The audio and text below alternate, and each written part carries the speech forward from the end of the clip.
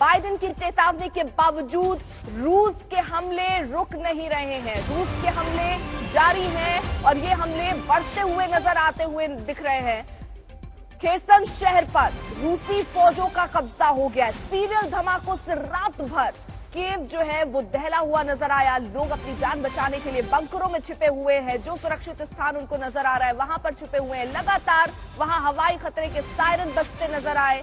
Kharkiv में आमने सामने की भीषण जंग इस वक्त शुरू हो चुकी है। तो ये स्थितियां हैं, तस्वीरों में भी अगर आप देखेंगे तो अंदाजा लगाइए किन हालातों में वहां के लोग रहने के लिए मजबूर हैं। खार्किव में भारी बमबारी हुई है। चारों तरफ तबाही जैसा मंजर अब नजर आने लगा है इस हमले के बाद। ये तस्वीरें भी हम आपको दिखा रहे हैं और इसीलिए देखिए ये सायरन जो है ये लगातार बजता रहा। और ये सायरन दरअसल अलर्ट के लिए, ताकि अगर आप अपने घर से बाहर हैं तो ना निकलिए, आप सुरक्षित जगहों पर पहुंच जाइए, चाहे वो बंकर हो या मेट्रो स्टेशन के पास भी लोग भारी तादाद में वहां जुटे हुए हैं। खार्किव में तो आमने सामने की भीषण जंग है। रोहित शर्मा हमारे साथ लगातार मौजूद है। रोहित, देखिए यहाँ पर एक तरफ तो आप चेतावनी दे रहे हैं, आज फिर उन्होंने तानाशाह कह दिया और ये कहा कि इसका परिणाम रूस को भुगतना होगा, लेकिन रूस तो टस से मस नहीं हो रहा है। उसके हमले एक बार भी नहीं रुके।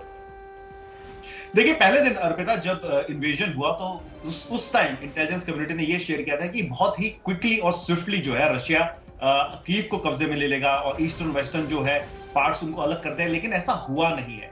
और ये जो रिस्ट्रेन दिख रहा है और ये रेजिस्टेंस दिख रहा है यूक्रेन की तरफ से, इसको लेके यहाँ पे जो है अमेरिका में और शायद वेस्टर्न कंट्रीज में बहुत ज्यादा उत्साह है कि रशिया की कमर तोड़ने का फाइनली अमेरिका को बहुत सालों बाद ऐसा मौका मिला है।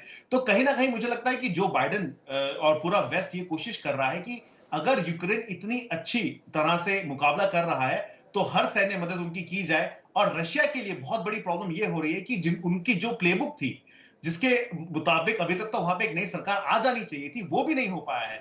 तो ये जो जितना लंबा वॉर खींचेगा, मुझे लगता है उतना फायदा वेस्टर्न पावर्स को होगा, उतना फायदा यूक्रेन को होगा। लेकिन रशिया के आज देखिए बाइडेन ने ये भी कहा कि वो अनुमान नहीं लगा पाए, रूस ये अनुमान नहीं लगा पाया कि यूक्रेन पर जो उसने सोच के हमला किया था उसका अनुमान वो ठीक नहीं लगा पाए। क्योंकि देखिए 7वां दिन है, फिर भी वही स्थितियां लगभग कि अब आगे बढ़ रहा है, इतने किलोमीटर रह गया, इतने किलोमीटर रह गया। तो क्या वाकई रूस अंदाजा नहीं लगा पाया था इस बात को लेकर? और क्या रूस इस बात को लेकर भी अंदाजा नहीं लगा पाया था कि अमेरिका का रुख या नेटो देशों का रुख क्या होगा?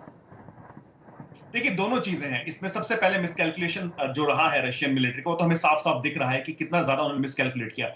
दूसरी चीज जो ये थी कि नेटो देशों में भी ऐसी बातें हो रही थी कि शायद हर कोई सैंक्शंस के लिए तैयार नहीं होगा, शायद हर कोई हर सैंक्शन के लिए तैयार नहीं होगा। लेकिन अमेरिका ने डिप्लोमेटिकली बहुत स्ट्रेटेजिकली इसे एक तरह से यूनिजन में सारे सैंक्शंस लगवाए हैं। आप देखिए, स्विट्जरलैंड जैसा जो देश है जो हमेशा न्यूट्रल रहता है, उसने भी जाके सैंक्शंस लगाए हैं। तो कहीं ना कहीं अमेरिका की और नेटो देशों की बहुत बड़ी जीत हुई है।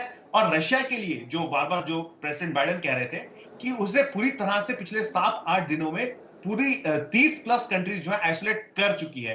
तो अनफॉर्चुनेटली फॉर व्लादिमीर पुतिन उनके हिसाब से चीजें नहीं हो रही है। और अब ये जो वॉर है, आई थिंक ये थोड़ा सा और प्रोलॉन्ग होगा। हमें देखना होगा कि कब तक कीव जो है बच सकता है। शायद उसके बाद हमें एक एंड गेम देखने को मिले, लेकिन जब तक कीव जो है वो रशिया के कब्जे में नहीं आता, तब तक ये जो वॉर है ये चलने वाली है। अर्पिता, रोहित यहाँ पर देखिए प्रतिबंध की बात कर रहे हैं बाइडेन की, अभी और कड़े प्रतिबंध आर्थिक मोर्चे पर भी लगाए जाएंगे और प्रतिबंध की वो बात कर रहे हैं। आप 2008-2014, क्योंकि रूस तो लंबे अरसे से प्रतिबंध झेलता आया हुआ देश है, अब जो प्रतिबंध लग रहे हैं पुराने प्रतिबंधों में अब के प्रतिबंध में क्या अलग देख रहे हैं आप? इससे किस तरीके से रूस को आर्थिक मोर्चे पर या किसी भी मोर्चे पर नुकसान आप समझ रहे हैं कि होने वाला है, जिससे इस युद्ध पर कोई असर पड़ेगा? देखिए, बहुत ये जो सैंक्शंस और जो प्रतिबंध हम देख रहे हैं ये पहले नहीं हुए थे। आई मीन स्विफ्ट की तो बात ही नहीं होती थी। आपने रशिया के 4 जो बड़ी करेंसीज है, रशिया ट्रेड नहीं कर सकता उसमें। आपने रशिया के सेंट्रल बैंक के जो एसेट्स है उनको फ्रीज कर दिया। आपने व्लादिमीर पुतिन के जो आसपास के जो बहुत करीबी ओलिगार्क्स है उनके एसेट्स को फ्रीज किया है। अमेरिका और बाकी देशों ने व्लादिमीर पुतिन के एकदम करीबी लोगों तक ये सैंक्शंस लगाए हैं। मुझे ये खबर मिली थी थोड़े दिन पहले कि जो रशियंस हैं वो यूरोपियन बैंक से एटीएम से अपने पैसे नहीं निकलवा रहे आफ्टर सैटरडे।